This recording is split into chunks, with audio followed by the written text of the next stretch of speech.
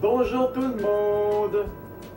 Ah, c'est bizarre ça. Une chance que j'ai ajouté de l'éclairage. J'espère que ça ne dérangera pas trop mon setup habituel, comme ils disent. Parce que j'ai toujours amélioré la qualité de production autant que faire se peut et autant que mes moyens me le permettent.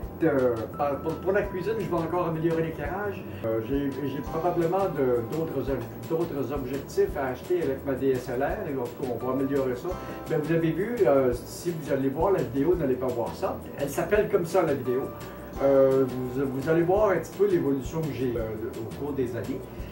Quand j'ai commencé, c'était vraiment affreux, puis tranquillement, de vidéo en vidéo, on a amélioré le produit. Bon, le petit aparté est terminé.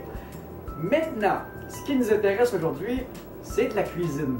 Et comme on est à la toute fin de septembre, déjà, la saison des courges est arrivée.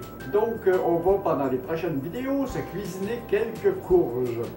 Aujourd'hui, on va cuisiner de la courge, ça de la butternut. Une petite courge un petit peu sucrée, un petit peu avec une chair un petit peu rosée. Et puis, ben, c'est ça. Alors, je vous donne la recette pour cuisiner ça. On va se faire un beau potage. On aurait pu aussi la découper en dés et la griller pour faire des légumes d'accompagnement. C'est extrêmement bon aussi. Mais, on va démarrer ça. Une courge moyenne coupée en dés. Un gros oignon espagnol. Un petit peu de gingembre, des patates douces, de l'huile d'olive, de l'ail lyophilisé, ça fait quand même l'affaire. Alors c'est ça, on prépare. Et une bonne grosse casserole. Et en plus, c'est pas important de tailler les légumes très fins parce que de toute façon, ça va être pour passer au robot après. Alors, c'est ça. On coupe ça en gros dés, grossièrement. Voilà. Oui. La dernière. Regardez-moi la belle chair rosée là-dedans. C'est beau! On va enlever la pelure parce que la pelure c'est dur. J'ai hâte de voir si ça va être bon parce que c'est ma première expérience avec ça. Mais ça sent bon, hein? Moi, c'est une odeur un petit peu sucrée qui rappelle un peu le melon d'eau. De toute façon, si je me souviens bien, le melon d'eau, les concombres, les courges, les courgettes, c'est tous de la même famille. Hey le minou là, c'est tranquille là, je peux pas t'entendre là.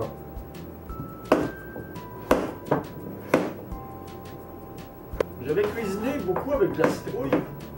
Et la citrouille, c'est à peu près la courge qui goûte le moins. Voilà.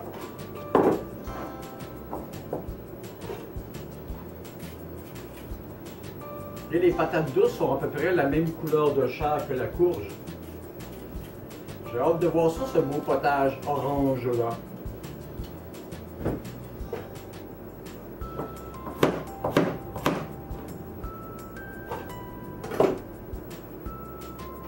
Maintenant, on a le gros oignon, la courge et les patates douces. Mettre de l'huile d'olive dans ça, toujours. Voilà! Et on part la casserole.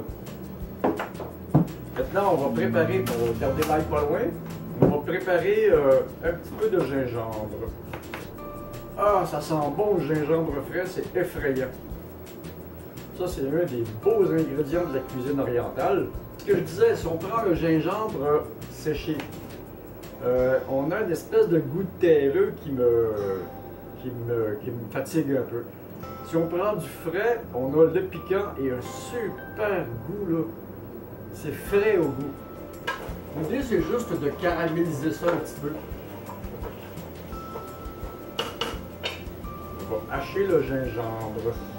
Et j'en mets toujours un petit peu plus que qu'un petit peu moins. Ça se perd pas. Le maniement du couteau. Les chefs français avec qui j'ai travaillé dans ma jeunesse, c'est la première chose qu'ils m'ont appris. Et dans les restaurants à l'époque, je ne sais pas si c'est encore comme ça aujourd'hui, mais les petits plongeurs et puis les petits marmitons qui commençaient, on faisait beaucoup d'épluchage de légumes. Donc pour pas que ça devienne trop difficile, les chefs nous avaient montré comment utiliser les couteaux. Par contre, l'oignon va devenir un petit peu transparent. Il va avoir sué, comme nous disons. Ça sent bon déjà. On ajoute le gingembre, on ajoute l'ail. C'est l'équivalent de 2 gousses d'ail haché. Mais c'est beau ça comme ça là. J'ai hâte de voir la couleur de ce potage.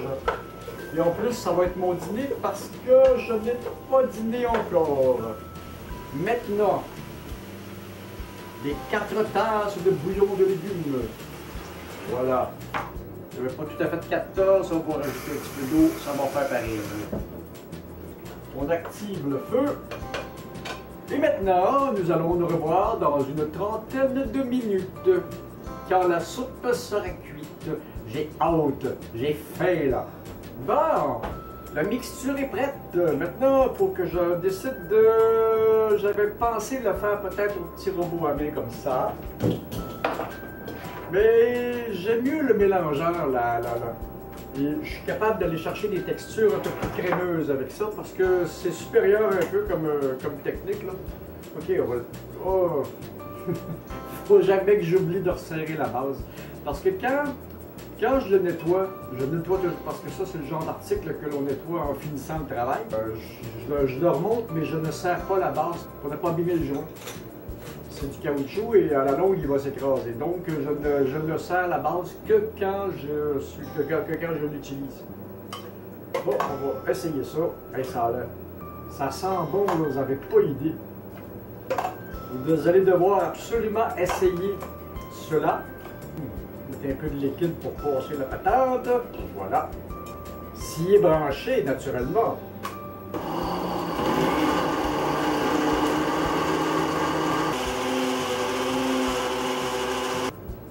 Oh, ça a l'air crémeux à souhait. Un beau potage jaune orange. Bon, ça va faire une casserole de plus à laver. Et là-dedans, il y a du potage pour une dizaine de personnes, là. Je vais devoir en congeler un peu, parce que ces choses-là se congèlent toujours.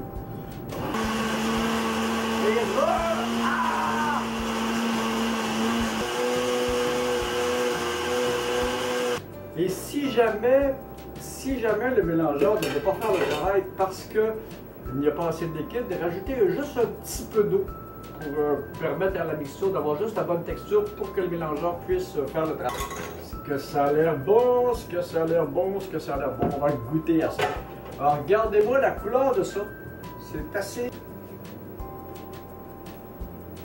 texture. On dirait presque un potage de carottes à cause de la couleur. Mais, ah ouais, ça, les carottes, j'ai du potage créci que je vais vous faire parce que j'ai beaucoup de carottes du jardin.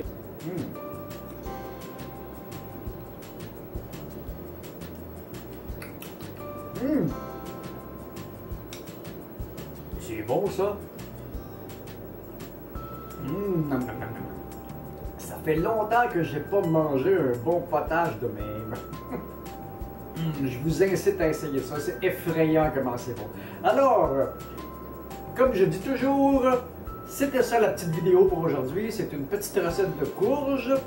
Et les recettes de courges vont se succéder dans les prochaines semaines parce que nous sommes en pleine saison des courges. Alors, c'est cela. Si vous avez aimé la vidéo, donnez-moi le petit pouce qui me fait plaisir. Abonnez-vous à la chaîne, partagez, mettez-moi des commentaires et puis suggérez-moi des recettes si vous voulez. Moi, comme j'ai pas déjeuné, j'ai pas dîné, j'ai faim. On va aller manger ça dans un petit coin tranquille. Salut!